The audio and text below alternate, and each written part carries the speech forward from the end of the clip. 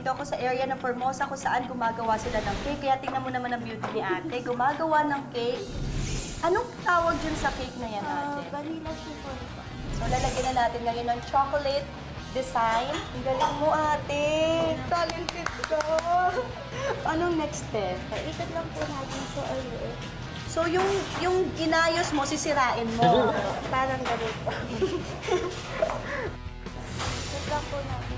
Ikot naman. Para naman sa ibabaw na sa ibabaw naman. Wow. Tapos yung mga ganyan, te. Reject. Reject. Kala nga pwedeng dilaan. Tapos dito na po sa ibabaw yung fruits na po.